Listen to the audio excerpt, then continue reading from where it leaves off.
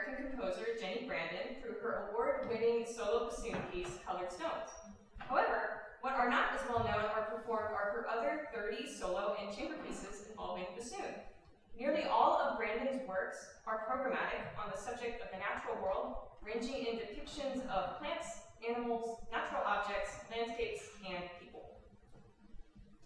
This lecture serves as an analysis and performance of selections of two of Jenni Brandon's reed trios, the Sequoia Trio and Found Objects on the Beach.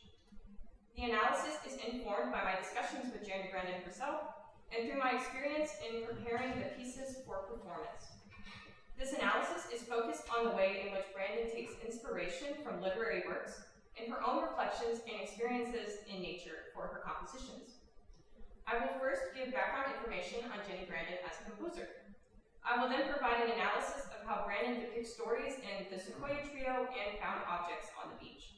Following the analysis of each piece, I will give suggestions for performers to better illustrate the narrative in their performance. My aim is to provide a more thorough and intellectual understanding of the basis of Brandon's pieces, inspire more people to program her compositions, and to provide background and analysis of the music in order to better inform their performance. This has further implications as to the necessity of performers to research and analyze programmatic pieces to better convey the narrative of the work. Jenni Brandon is an American composer, soprano, pianist, and conductor.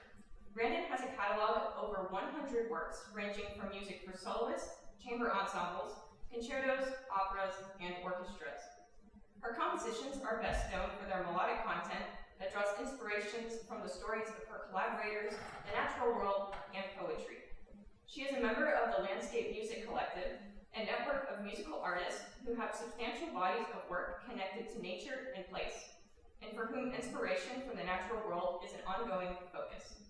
Brandon has reflected that she finds nature and people's relationship to the natural world to be an endless source of inspiration, and finds that there are stories happening all around us. As a composer, she seeks to tell these stories through techniques such as instrumentation, range, rhythm, dynamics, and articulation to form the image of these stories. When I asked in our discussion about her composition process, Brandon described it as instinctual. Rather than relying on theory and typical part writing conventions, Brandon searched for specific colors and characters when composing. She reflected that this is due to her start as a singer-songwriter when she was just in high school, when she would compose by just noodling around on the piano, searching for the right colors. Brandon also feels strongly about storytelling in her music. Just as an author may search for the right words to convey a narrative, Brandon searches for the right notes and the right colors. She also uses texture, arrival moments, and variations on themes and motifs as part of her musical storytelling. Her pieces will not analyze in traditional theoretical ways, as they were not composed with these conventions in mind. So my analysis will focus on how she uses musical elements other than harmonic motion to convey the narrative. Inspired by a visit to Sequoia National Park in California during her residency with the Vientos Trio, the Sequoia Trio includes 4 movements with 2 interludes. The movement titles quotes from Chapter 7, Big Trees, of John Muir's 1912, The Yosemite.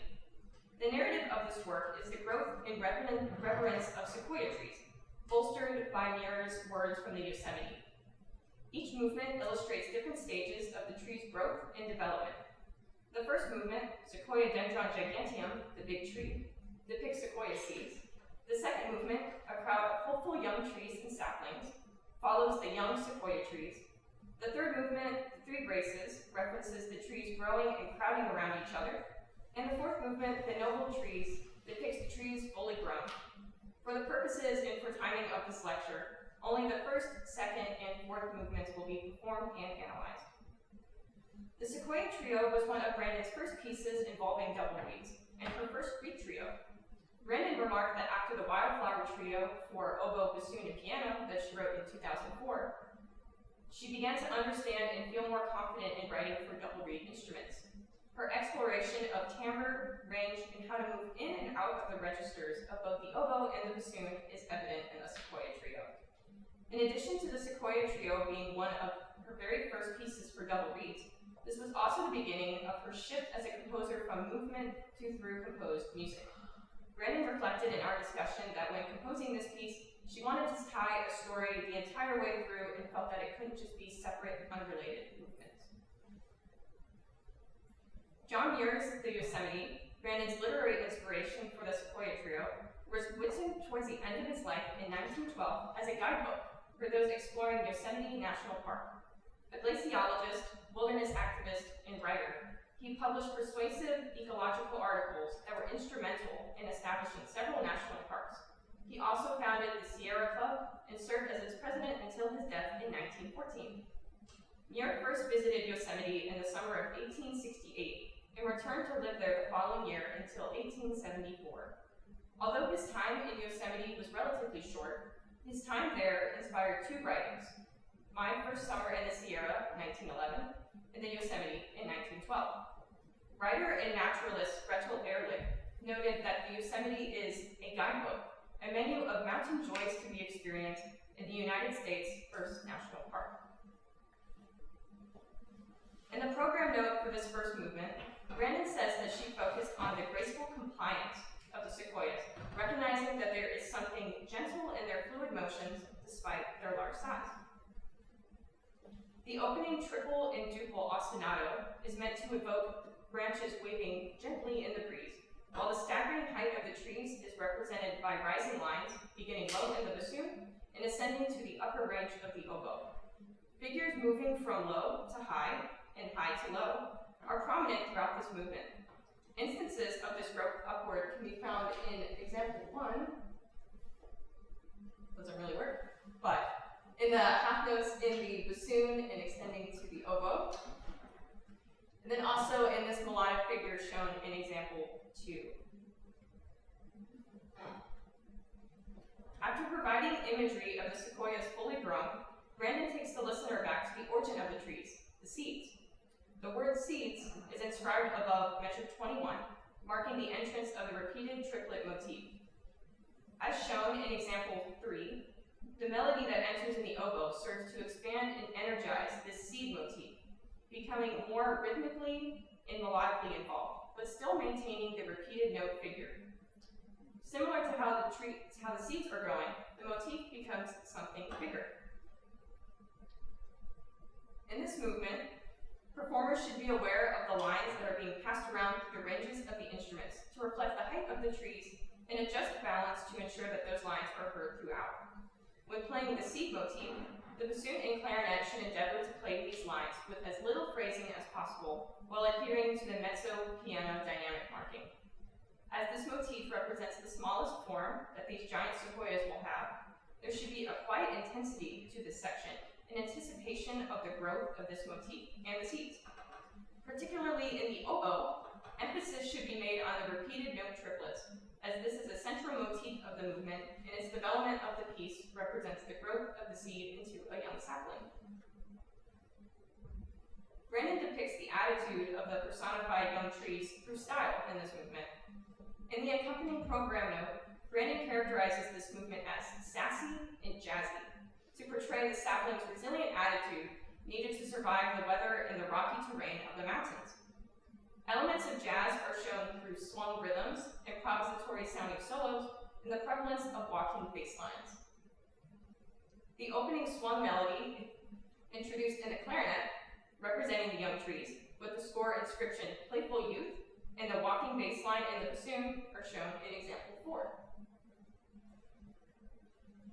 The young trees are not the only characters in this movement. There are also the voices of the older trees, scolding the saplings for their reckless and sassy behavior. Straight eighth notes interrupt the swung melody, as the nagging older trees interrupt the younger ones. However, the saplings do not heed these warnings, and the swung rhythm continues. Example 5 shows these changes from straight to swung in the oboe part.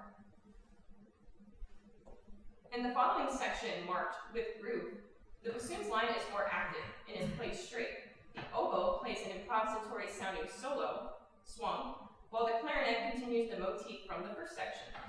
This contrast between straight and swung is to represent an argument of sorts between the young and the older trees. The bassoon line, insistent in its repetitiveness, is the older trees lecturing the younger trees. The swung oboe and clarinet parts are the younger trees, again ignoring the advice from their elders and continuing on in their sassy and bold attitudes. This section is shown in example 6. Instead of depicting the words of Muir through the Reed Trio's range and development of motifs, Brandon personifies the saplings and depicts their resilient and sassy nature through a jazzy style. Performers should make an effort to exaggerate this style, particularly the oboe and the clarinet, in aiming for the back of the beat on the swung rhythms and the grace notes. To portray the jazzy swing style, the offbeat of beat 2 should be emphasized in the melody. Staccatos in the straight eighth note sections should be played as short and pecky as possible to convey a nagging and insistent character of the older trees. The sequoia is now fully grown following the third movement. The fourth movement serves as a hymn-like tribute to these trees, the largest living beings on Earth. Example 7 shows the beginning of this hymn, with the writing resembling that of for a chorus in its homophonic texture. It is in this movement that Brandon leans on her background as a singer in writing very vocal lines for the instruments. It is also fitting for this section to be in the style of a hymn, as Brandon seeks to revere the sequoias in this movement. The hymn culminates into a quasi-cadenza for the bassoonist for 12 measures, as shown in example 8. There are a little over 2.5 octaves covered through the course of the section, ranging from E flat 2 and B flat 4. There are grace notes that are leads of 9ths and 7ths that occur multiple times, and lines begin low and move up to the higher register of the bassoon. All of these elements serve to convey the height of these fully grown sequoias and the feeling of standing at the base of one of these magnificent trees and looking upward. After the bassoon quasi-cadenza, the breeze motif from the first movement returns in the Quiniola pattern in the clarinet and oboe, and an ascending line in the bassoon. At measure 54, the bassoon plays an A flat 2 against the oboe's E flat 6, a space of over 3.5 octaves. This distance between the low range of the bassoon and the high range of the oboe, coupled with, again, the descending lines reminiscent of the opening of the first movement, call back to the height of the trees. These are shown in example 9. Similar to the first movement, performers must be aware of these descending lines and adjust balance so that these lines are heard while they are passed around the trio. Additionally, being aware of the vocal nature of this movement, special attention must be given to the use of vibrato and air to make sustained melodic lines. Bassoonists should be particularly aware of pacing the cadenza and practice singing the section in order to aid in determining phrasing, vibrato, and how to approach wide beats. We will now give a performance of the Sequoia Trio.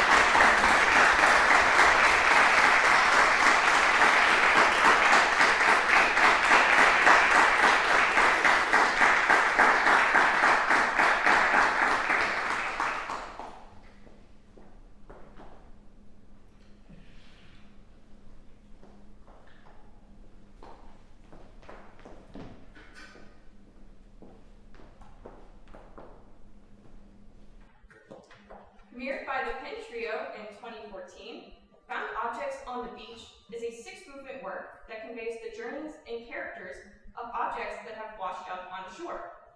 In the program note, Brandon points to a time when she spotted a black feather on the beach and wondered how it ended up there. After seeing more objects on her walks, she thought about how she could tell their stories through music. Rather than using existing literature as a basis for these narratives, Brandon creates her own, each movement personifying a different object. The movements are named after natural things she observed on the beach. For the purposes and also for time for this lecture, only Tumbled Stones, Driftwood, and Seashells will be performed and analyzed. In our discussion, Brandon said that she sought to portray the different moods of the ocean and how it affects the tumbling of the stones. There is a dance between the water and the stones, and the movement of the ocean causes the stones to move in various ways. In order to capture the inconsistency and patterns of movement and moods of the ocean, Tumbled Stones has many different sections whose order and frequency of appearance are unpredictable by design. In our discussion, Brandon gave names to these moods: curious, playful, and contemplative. The piece begins with a 2D 16th note figure representing the first move of the ocean, curious. The tempo is unstable and has rapid changes. The music starts slowly, a cello rondos over a beat, and then ritardondos over the next beat in the span of just a single measure. The waves of the ocean push and pull the stones like the tempo does to the figures in this section. This motif is shown in example 10. The second mood, playful, is shown in example 11, beginning at rehearsal A. The music is meant to invoke the sonic image of stones getting tossed around and tumbling on top of each other, sort of like children playing and roughhousing with one another. This character is represented in the way that the parts create a constant 16th note line, with some notes overlapping and weaving in and out of each other. The colors and timbres of the instruments sometimes mix together, as if they are stones on top of each other. The third distinct mood, shown in example 12, is contemplative, and it is the only character that appears just once in this piece. This is also the first section where there is a discernible melody, harmony, and bass line, as opposed to just a run of constant 16th notes. In our discussion, Brandon described this section as a glassy sort of ocean, with easy waves and stillness. The occasional 16th notes in this section call back to the movement of the ocean, interrupting this momentary stillness. These 16th notes serve to push the music into the next measure, just as the tide pushes the stones along. Figure 1 provides a chart of the moods of the ocean depicted and where it appears in the piece. As is shown, there is no predictable pattern as to when particular characters or motifs recur in this piece, and that is by Brandon's design. She had mentioned in our discussions that the waves, and thereby the stones, will never be in the same spot. They are ever-changing and unpredictable. In preparing to perform this piece, it is important for musicians to be familiar with all of the parts of the ensemble, as they are frequently lines being passed around. Knowing how individual parts fit into the whole will aid in making seamless lines. Additionally, the staccatos that appear in this piece must have a lightness to them, as they serve to depict stones tumbling around in the ocean. The contrast in character between sections must also be dramatic. Exaggeration of dynamics and articulations is paramount to showcasing the different moods of the ocean in this movement. We will now perform Tumbled Stones.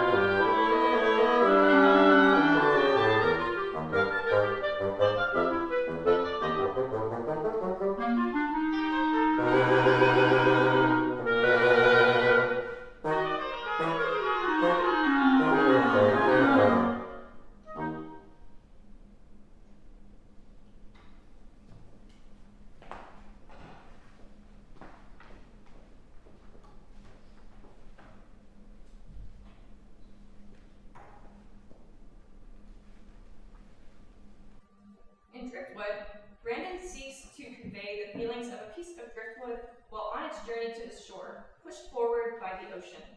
The driftwood was once connected to something bigger, like a tree, that it was somehow separated from, leaving it to float alone on the shore. However lonely, this is a journey that the driftwood is to do alone. To Brandon, the same can happen to people. We surround ourselves with community, but sometimes there are roads only we as individuals can take, and things that we can only do ourselves.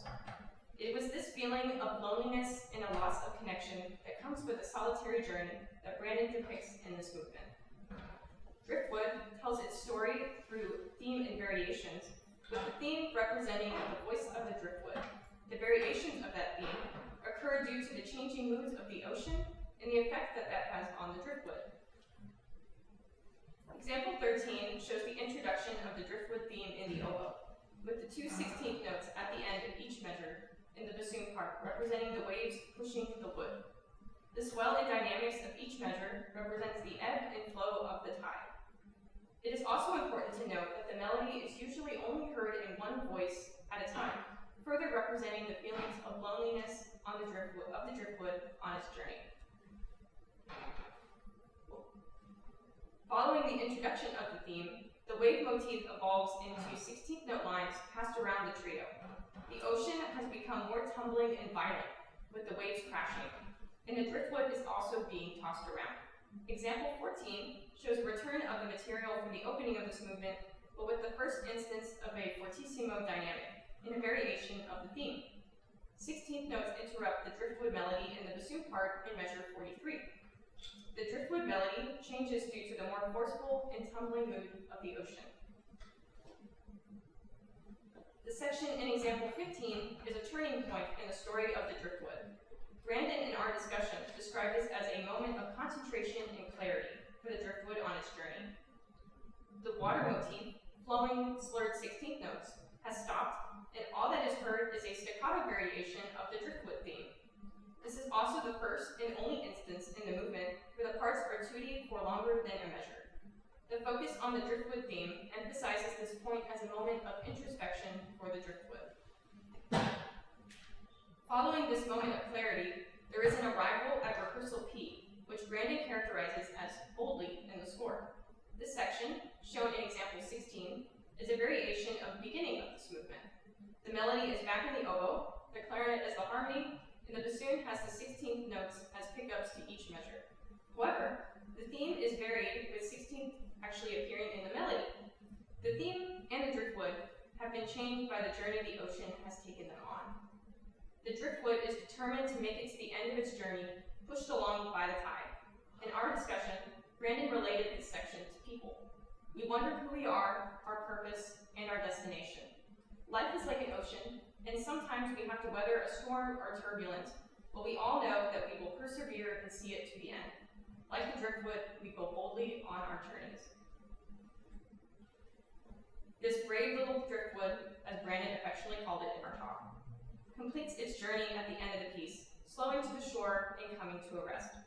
The final 16ths in the bassoon call back to the waves, as a final push of the ocean on the driftwood. The ending of this piece is shown in example 17. As with the first movement, the journey of the driftwood and its personified feelings are conveyed through character changes. Therefore, dynamics in particular should be exaggerated, as this aids in showing the intensity of emotions in this movement. Additionally, the parts should be balanced so that the driftwood theme is always heard as it is passed around, even as the texture gets thicker. The melody is usually only played in one voice at a time, so it should sound like a continuous line that only changes in timbre. Staccato should again be light, just as they were in the first movement.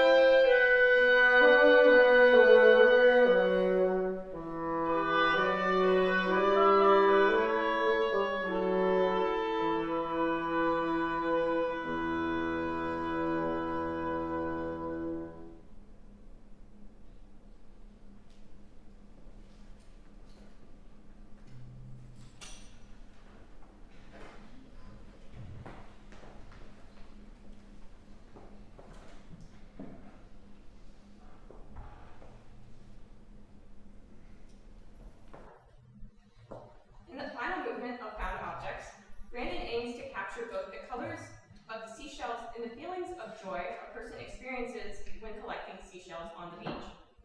As each seashell is slightly different from the next, Brandon represents these variations through motifs and character. This movement is in the style of a joyful waltz, both to create an image of a person dancing freely across the sand while finding seashells, and also to personify the seashells that had danced and scattered across the beach. First theme uses primarily stepwise motion under slurs, representing smooth seashells. This is shown in example 18 in the oboe. The second theme that occurs primarily uses leaps of fourths and fifths rather than stepwise motion. This variation represents a different shape of a shell. These shells have ridges and bumps, as opposed to the smooth shells in the beginning. These ridges of the seashells are demonstrated sonically through the leaps in this variation. Example 19 illustrates this melody. The third theme is introduced in the solo clarinet and is the first and only instance of a voice playing alone for more than a couple of measures. In giving the melody to a single voice, Brandon seeks to convey the color of an individual shell rather than a group of them. This focus on one voice comes from the idea of someone walking on a beach, picking up a shell, and taking in its particular color and texture. This is demonstrated sonically in example 20. In our conversation, Brandon described this final section as a celebration of the ocean and its gifts, the seashells. The accented notes are representative of the bells of a cathedral, and the driving eighth notes, the waves of the sea. Just as people give praise in a cathedral, so too we should rejoice and revere the beauty of the ocean and the treasures that it provides to us. This thankful celebration, shown in example 21, continues until the very end of the movement. When performing seashells, performers should be aware of and exaggerate the different textures, dynamics, and articulations to bring out the various kinds of characters and seashells throughout the movement. Just as with the first and third movements, staccatos should be light. Notes before breath marks should taper, and performers should allow for space between the sections. In the final celebratory segment, sustains with accents should be played as bell tones, having a strong front and a fast taper.